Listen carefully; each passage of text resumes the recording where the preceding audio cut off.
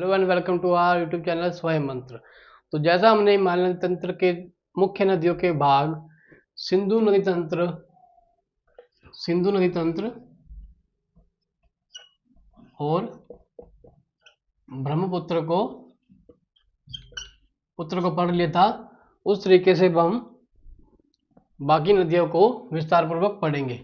तो थोड़ी सी बातें इन दोनों नदियों के बारे में रिकैप करने योग्य जो हैं, वो हमने कल जो रिकैप किया था सिंधु नदी तंत्र के उद्गम स्थल के बारे में, जो का मानसरोवर था,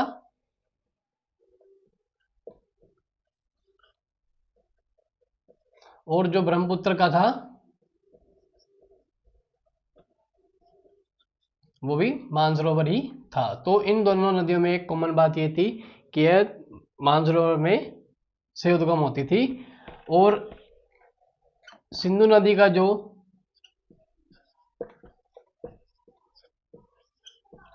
मुहाना था वो अरब सागर था,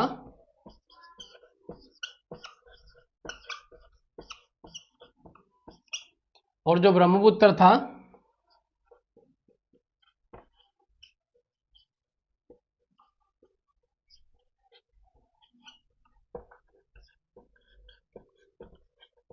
वो हमारा बे ऑफ बंगाल था।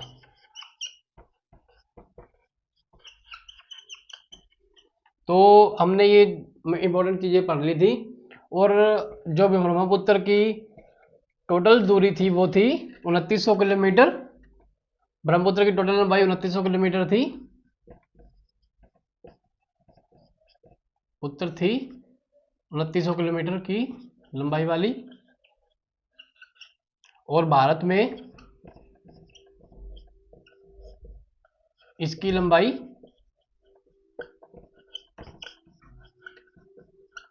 916 किलोमीटर थी।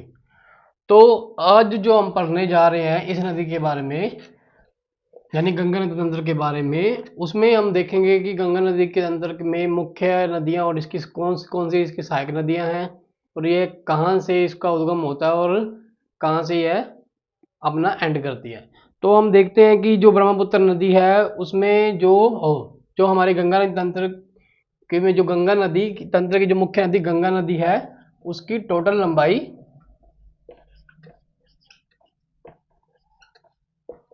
इसकी कुल लंबाई जो है 2525 किलोमीटर है। पर अकेले भारत में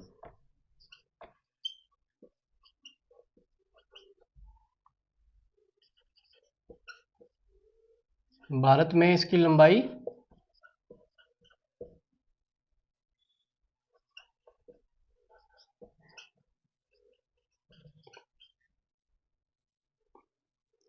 2500 किलोमीटर है। तो हम देखते हैं कि इसकी टोटल लंबाई जो है गंगा नदी की 2525 किलोमीटर है। तो ये 2525 किलोमीटर ये दो देशों से होकर गुजरती है। उनमें से हमारा जो दो देश हैं वो है भारत और बांग्लादेश। तो मोटा मोटा देखा जाए तो हम यह बात समझना चाहते हैं कि जो गंगा नदी तंत्र की मुख्य नदी गंगा, उसकी कुल लंबाई जो है 2525 किलोमीटर है, और भारत और बांग्लादेश में से गुजर कर यह बे ऑफ बंगाल में ही गिरती है। और इसका मुहाना, फिर अगर ये इसका मुहाना जो है वो बे ऑफ बंगाल ही है, जो कि ब्रह्मपुत्र का जो इसका और ब्रह्मपुत्र का सेम था। हम आगे जाके ब्रह्मपुत्र और गंगा नदी के बारे में कॉमन चीज भी पढ़ेंगे, वो हम लेक्चर के एंड में बताएंगे कि इन दोनों के बीच में एक कॉमन बात क्या है।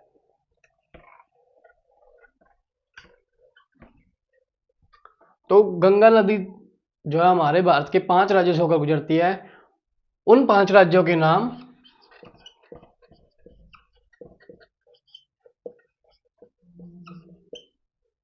उत्तराखंड, उत्तर प्रदेश, बिहार,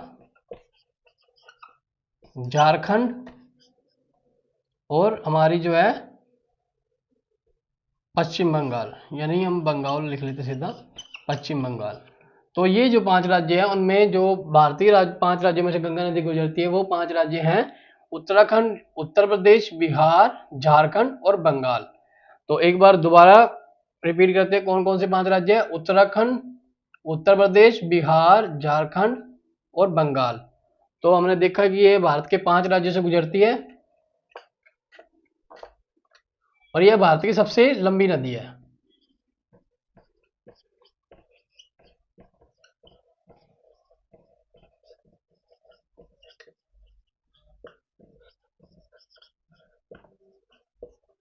तो ये भारत की सबसे लंबी नदी जो है वो हमारी गंगा नदी भारत की सबसे लंबी नदी है। तो दूसरी हम बात देखते हैं कि गंगा नदी के अंदर एक खासियत है कि हमने कई बार देखा है जो हमारे घर में गंगा जल पड़ा होता है वो कभी खराब नहीं होता। उसका एक मुख्य कारण है कि इसमें बैक्टीरियोफेज, तो इसका एक साइंटिफिक कारण क्या है? बैक्टीरियोफेज नामक जो वायरस है वो गंगा नदी के पानी में होता है जो इसको कभी भी खराब होने से मतलब खराब होने नहीं देता, तो ये हमेशा स्वच्छ रहता है। अब बैक्टीरियोफेज नामक गंगा नदी के जल को खराब होने से बचाता है। तो इसलिए जो हमारे भारत की स्वच्छ स्वच्छ नदी जो कहते हैं मतलब अपने आप की सेल्फ प्योरीफाइंग नदी जो है वो हमारी गंगा नदी है। तो गंगा नदी स्वच्छ क्यों है? उसका कारण जो है वो बैक्टीरियोफेज नामक वायरस है जो हानिकारक बैक्टीरिया को खुद ही नष्ट कर देता है और पानी को खराब होने से बचाता है। और 2008 में हमारी गंगा नदी को भारत की राष्ट्रीय नदी घोषित किया गया था, यानी ये 2008 में भारत की राष्ट्रीय नदी थी।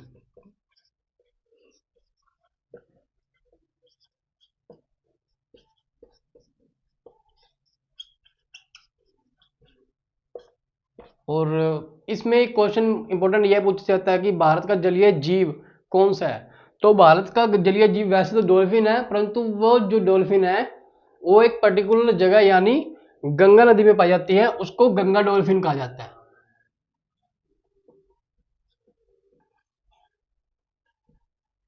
जो गंगा डॉल्फिन है वो भारत की जलीय जीव है, मतलब राष्ट्रीय जलीय जीव जो है हमारी वो गंगा डॉल्फिन है।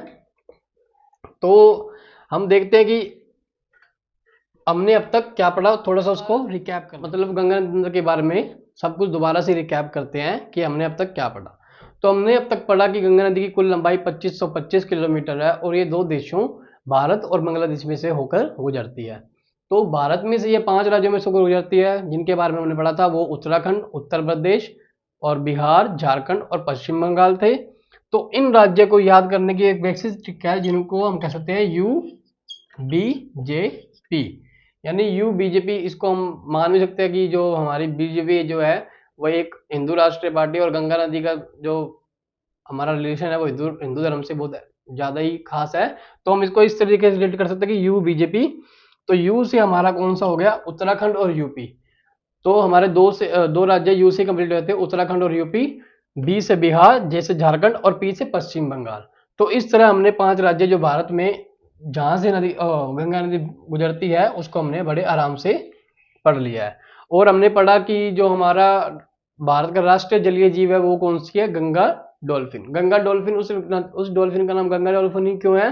क्योंकि वो पर्टिकुलर गंगा नदी में ही पाई जाती है, तो उसे गंगा डॉल्फिन का नाम दिया गया है। या उसमें उस खास वातावरण में रहने वाली डॉल्फिन जो है वो गंगा डॉल्फिन है। उसके हल्के हल्के दांत से होते हैं, तो वो हमारी खासियत है, मतलब हमारा जलीय जीव है। और हमने एक और बात एक्स्ट्रा पढ़ी थी कि 2008 में गंगा नदी को राष्ट्रीय नदी घोषित कर दिया गया है। तो इस तरह हमारी जो बेसिक मुख्य जो बातें थी वो हमने पहले भी पढ़ ली और हमने एक बार रिकैप भी कर लिया है। तो हम अब गंगा नदी का उद्गम स्थल के बारे में थोड़ी सी चर्चा करेंगे। तो उद्गम स्थल को देखते हुए हम उसका थोड़ा सा मैप ड्रॉ कर लेते हैं। तो जैसे कि हमने हर नदी के उद्गम स्थल के बारे में पढ़ा था उस तरीके से हम गंगा नदी के उद्गम स्थल के बारे में भी पढ़ेंगे। तो उद्गम स्थल बनाने के लिए हम थोड़ा सा मैप को ड्रॉ कर लेते हैं। एक बार बेसिक मैप को ड्रॉ करते हैं, उसके बाद हम आपको अच्छा सा एक मतलब पूरा पर्टिकुलर एक मैप के रूप में समझाएंगे। तो यह है गंगोत्री हिमानी। और ये हमारा है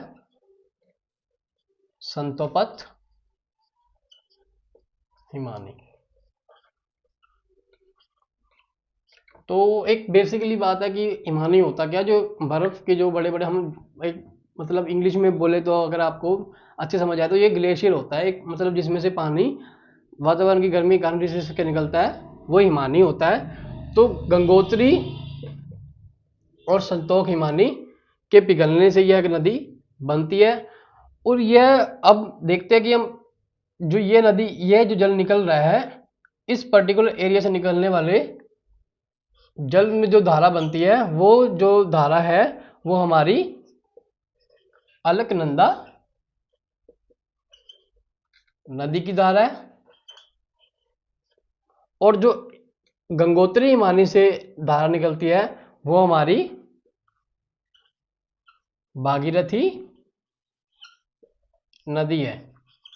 तो हमने देखा इन दोनों हिमानी यानी गंगोत्री और संतोख हिमानी से संतोपत हिमानी से निकलने वाली जो दो नदियां थी, वो थी एक अलकनंदा नदी जो कि संतोपत हिमानी से निकलती थी, दूसरी थी भागीरथी नदी जो गंगोत्री हिमानी से निकल रही थी। और हमने देखा ये एक खास पॉइंट पे आकर मिल रही है। इस खास पॉइंट को भी कुछ नाम तो दिया ही गया होगा, तो इस खास पॉइंट को हम कहते हैं रुद्रप्रयाग। ओ काट यार, चल। तो इस जो स्पेसिफिक पॉइंट को हम बोलेंगे देवप्रयाग। तो टोटली इसके उद्गम के बारे में हमने क्या सीखा कि संतोख हिमानी से अलकनंदा नदी निकली और गंगोत्री हिमानी से भागीरथी नदी निकली, और दोनों का जहां उद्गम और मतलब मिलाप हुआ वो है देवप्रयाग नामक स्थान। अब जो आगे जो नदी बहती है देवप्रयाग में मिलने के बाद जो नदी निकलती है वो पूरी तरह से गंगा नदी होती है। अब इसका नाम पूरी तरह से गंगा नदी है, पहले ही अलकनंदा फिर भागीरथी और देवप्रयाग मिलने के बाद ये पूरी तरह से गंगा। तो हमने इस पर्टिकुलर एरिया को अच्छे समझ लिया है कि गंगा नदी का बनना कैसे हुआ, यानी ये उत्पन्न कैसे होती है और कहां से होती है, वो देवप्रयाग नामक स्थान से होती है। ये हमने अच्छे से पढ़ लिया है। हम एक अब स्पेसिफिक चीजों के बारे में पढ़ेंगे जिनको हमने अपने दिमाग में अच्छे से बिठा लेना चाहिए। अब हम जो इंपॉर्टेंट चीजें हैं वो स्टार्ट होंगी, वो एक बार हम दोबारा देखते हैं। तो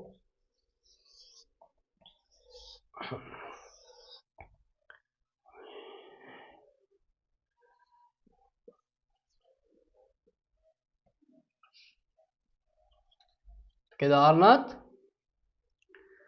और हमारा जो है ये हमारा संतोपत हिमानी था ही, ये गंगोत्री,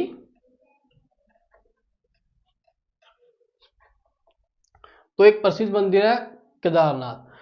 तो एक केदारनाथ नाम का जो मंदिर है, जो हमारा भगवान शिव का एक पवित्र स्थल है, वो भी गंगा नदी में मिलने से पहले उस नदी से निकलने वाली जो धारा है उस नदी को भी एक नाम दिया गया है जिसको हम मंदाकिनी नदी कहते हैं। ये कौन सी नदी है? मंदाकिनी। तो हमने अब क्या पढ़ा कि केदारनाथ जो धाम है वो कौन सी नदी के स्थल पर है? मंदाकिनी नदी के स्थल पर है। और जो मंदाकिनी नदी का जो पॉइंट बनता है जहां मंदाकिनी नदी अलकनंदा नदी से मिलती है, ये जो हमारी नदी थी वो अलकनंदा नदी थी, नंदा नदी। तो अलकनंदा नदी से जो हमारी मंदाकिनी नदी मिलती है वो कहाँ मिलती है? रुद्रप्रयाग में। तो हमारी नदी जो मिली वो रुद्रप्रयाग में मिली। कौन सी नदी? मंदाकिनी नदी। तो मंदाकिनी नदी जब रुद्रप्रयाग में मिलती है तो ये आगे जाके यह भी गंगा नदी का ही एक पार्ट बन जाती है। और हमने इंपॉर्टेंट जो बात सीखी, जो केदारनाथ मंदिर है वो केदारनाथ मंदाकिनी नदी के किनारे पर बसा है। तो अब हम एक बार अच्छे से अलकनंदा नदी के किनारे पर जितने भी तट पर मतलब उनके जो मिलाप वाली नदियां हैं और उनके मिलने का स्थान है उनको एक बार अच्छे से डिफाइन कर लेते हैं। तो हम एक बार अकेली अलकनंदा को लिख लेते हैं क्योंकि इसमें काफी नदियां मिलती हैं। तो पहले हम उनके नदियां और उनके जो मिलने के पॉइंट है उनको पढ़ लेते हैं। तो सबसे पहले जो है इससे मिलती है धौली गंगा। इसके हम आपको ट्रिक भी बताएंगे कि इनके मिलने के स्थान को हम कैसे याद रखेंगे। ये मिलती कहाँ है? विष्णु प्रयाग में।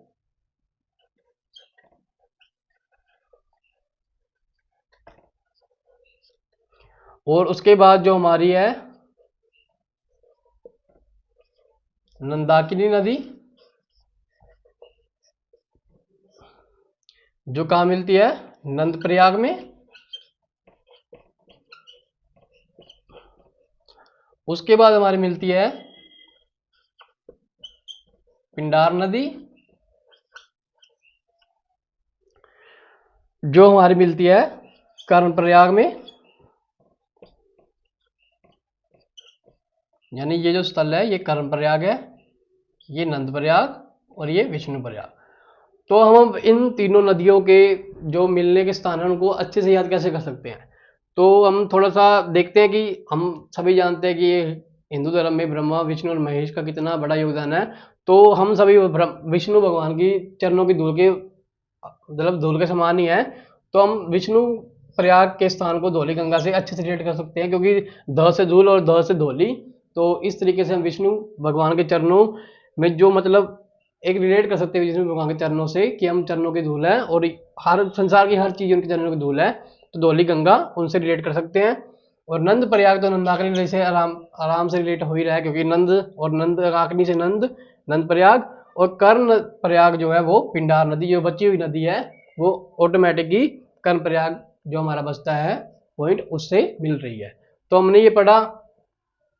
तो हम सब इन सभी को एक बार अच्छे से साइड में लिख लेते हैं ताकि आप इनका स्क्रीनशॉट भी ले सकें कि कौन सी नदी में कहाँ क्या मिलता है।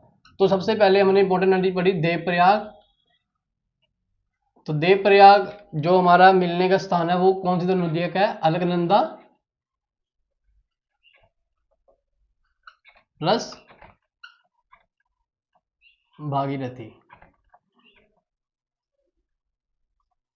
और दूसरा हमारा जो है वो है विष्णु प्रयाग,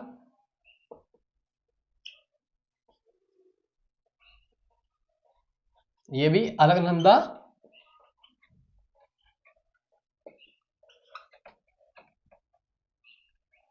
प्लस धौली गंगा। भगवान विष्णु के चरणों की धूल जो विष्णु प्रयाग में धौली गंगा ऐड होती है वो कौन सी नदी के साथ होती है? अलकनंदा नदी के साथ। और नंद प्रयाग में सेम अलकनंदा प्लस नंदाकिनी नदी।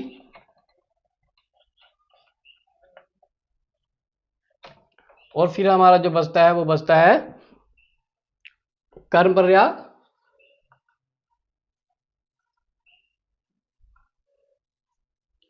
सेम अलकनंदा प्लस हमारी पिंडार नदी। तो अब तक जो इंपॉर्टेंट गंगा नदी से मिलने वाली नदियां थी वो इस प्रकार थी।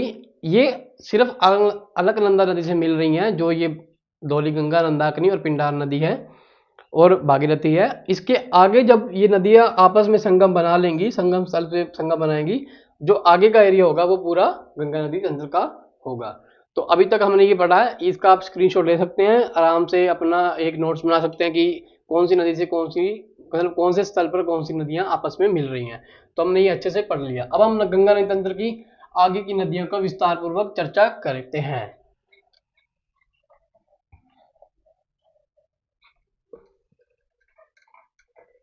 तो हमने पढ़ा था ये अलकनंदा थी हमारी, ये भागीरथी, ये देवप्रयाग था, यहां से निकलकर पूरा ये गंगा नदी का क्षेत्र है, ये गंगा नदी है, ये पूरा क्षेत्र गंगा नदी का क्षेत्र है। तो हमने अब देखा कि यहाँ से अब ये पूरी नदी जो है गंगा नदी का ही भाग है। तो हम अब इसको अच्छे से पढ़ेंगे। इसमें एक इम्पोर्टेंट बात यह है कि आपको इन नदियों को याद करने से पहले बिल्कुल मतलब ऐसे स्ट्रेस नहीं लेना है। हम मतलब सीरियल वाइज इन नदियों को पढ़ेंगे। कुछ नदियां हमारी बिल्कुल जानी पहचानी है, जो मतलब पॉइंट है, जैसे हरिद्वार नाम का जो स्थल आएगा वो हमारा जाना पहचाना पॉइंट है। और ऐसे कई पॉइंट आएंगे जो हमारे जाने पहचाने हैं, तो हमें इतना दिमाग में याद करने की आवश्यकता नहीं पड़ेगी। जो हमारा मेन फोकस था वो हमने पढ़ लिया है। तो जो मेन पॉइंट बनता था वैसे भी यही बनता था कि अलकनंदा और भागीरथी कहाँ पर मिलते हैं, वो है देवप्रयाग नामक स्थल से, जहां से गंगा नदी का उद्गम होता है। तो मुख्य बात तो यही थी। अब हम देखते हैं कि इस रास्ते में पहला पॉइंट कौन सा आता है। तो पहला पॉइंट जो हमारा आएगा वो हमारा है हरिद्वार। हरिद्वार को तो हम सभी अच्छे जानते हैं, तो हम हरिद्वार की यहाँ पे लिख लेते हैं कि सबसे पहला पॉइंट जो है हरिद्वार है। उसके बाद जो उत्तराखंड के रामगंगा,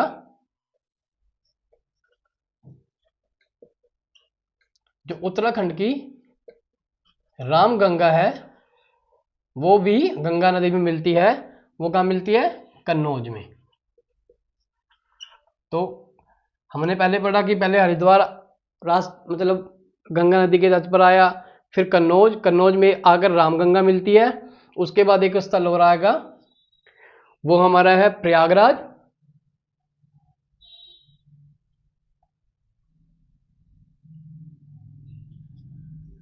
और प्रयागराज नामक पॉइंट की खासियत है, प्रयागराज में आकर हमसे यमुना मिलती है।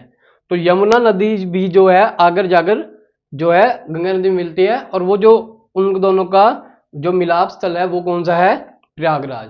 तो प्रयागराज में हमने एक इम्पोर्टेंट नोट ये नोट कर लेना है कि प्रयागराज में गंगा नदी से यमुना नदी आकर मिल जाती है। तो ये प्रयागराज नाम के पॉइंट से हम आगे बढ़ते हैं। और अगला हमारा पॉइंट है गाजीपुर। वैसे गाजीपुर इतना इंपॉर्टेंट नहीं है, हम आपको वैसे ही बता देते हैं कि गाजीपुर में जो हमारी है पीलीभीत यूपी से एक नदी निकलती है जो कि गाजीपुर नामक स्थान पर आकर इससे मिलती है। तो गाजीपुर पे ये मिलती है यहाँ पर गोमती नदी। तो गोमती नदी जो है, गोमती नदी, गोमती नामक स्थल, जो गोमती नदी है वो हमारी गाजीपुर से निकलकर यहाँ पर मिलती है। तो हमने एक चीज देखी है कि जो इतना इतना पर्टिकुलर हिस्सा था हरिद्वार तक का, हरिद्वार तक का मैं देखा, जैसे हमने पहले पढ़ा था कि 5 राज्यों से निकलती है, तो यूके तक मतलब उत्तराखंड तक का तो हमने इसमें कंप्लीट कर ही लिया है कि हरिद्वार। और उसके बाद यूपी के शहर चालू हो जाते हैं कन्नौज, प्रयागराज। और हमने जो पढ़ा था अभी गाजीपुर, गाजीपुर में जो गोमती नदी से मिली थी, यहाँ हम गाजीपुर लिख ही लेते हैं गाजीपुर। तो गाजीपुर में यहाँ आकर इससे गोमती नदी मिली, तीन नदी मिली, वो मिली पीलीभीत, बीच से जो निकलती है। और जो पीलीभीत से भी जो यह नदी जो निकली है गोमती नदी, वो एक पर्टिकुलर स्थान फुलहर झील, फुलहर झील से आकर इनमें मिली है। तो हमने पढ़ लिया कि हरिद्वार, कन्नौज, कन्नौज के बाद प्रयागराज, प्रयागराज के बाद गाजीपुर, प्रयागराज में हमारी यमुना आकर इससे मिलती है। और हमने बाकी तो तंत्र पढ़ ही लिया था। अब आगे गाजीपुर के बाद अगला स्टेट जो आता है वो आता है बिहार।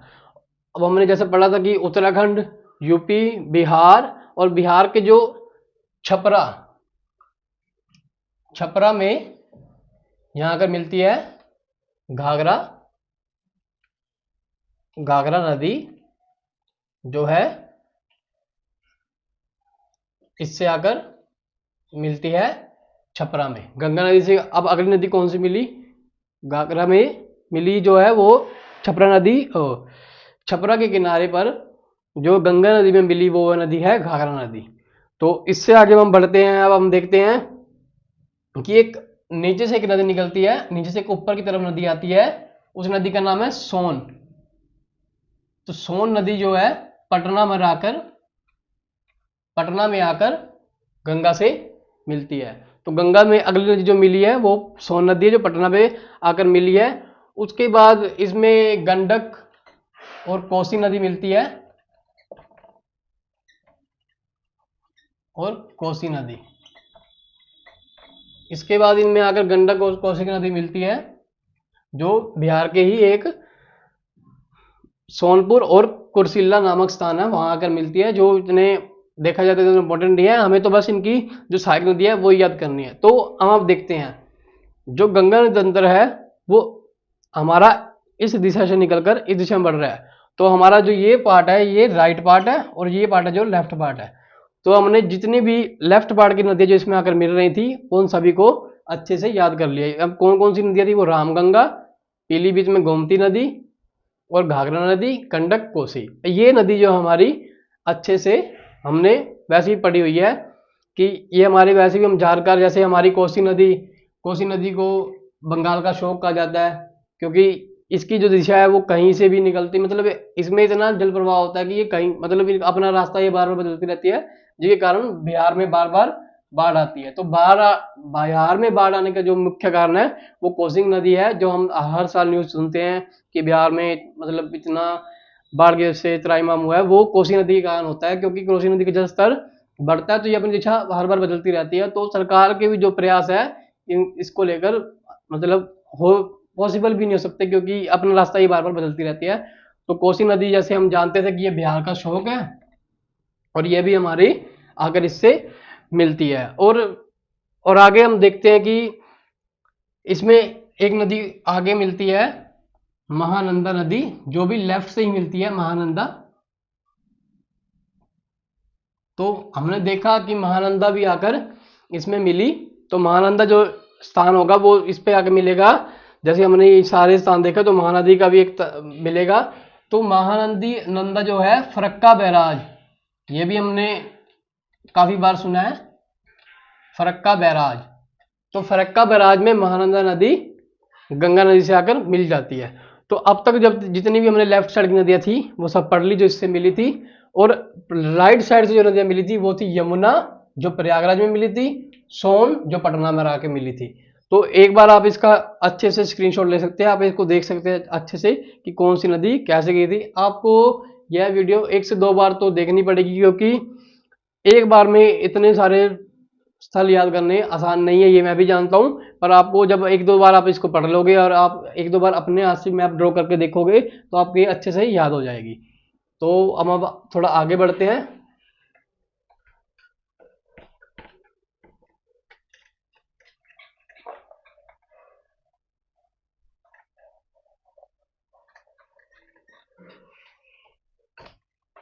तो हमने महानंदा नदी तो पढ़ी ली थी कि महानंदा नदी, मान लेते हैं एक बार मैप की स्थिति को देखते हैं, ये महानंदा नदी है जो फरक्का बैराज में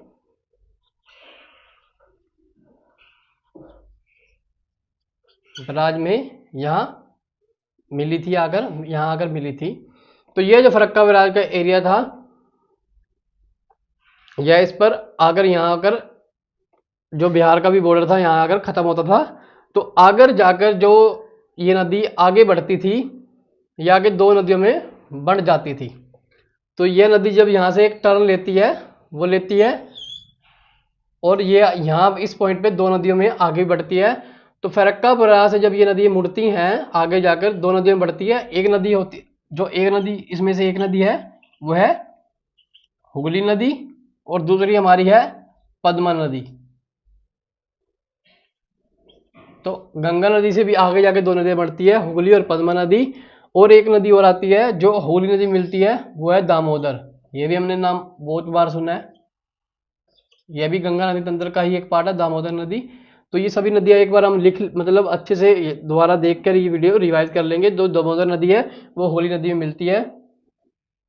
तो आगे जाकर हम देखते हैं कि यह सभी नदियां इनसे आकर अच्छे से मिल रही है। इसकी अगली वीडियो में हम यमुना नदी तंत्र को भी पढ़ेंगे जिसमें कुछ नदियां हैं जो हमें अच्छे से पढ़नी पड़ेंगी क्योंकि यमुना नदी तंत्र से भी कुछ क्वेश्चन आ जाते हैं।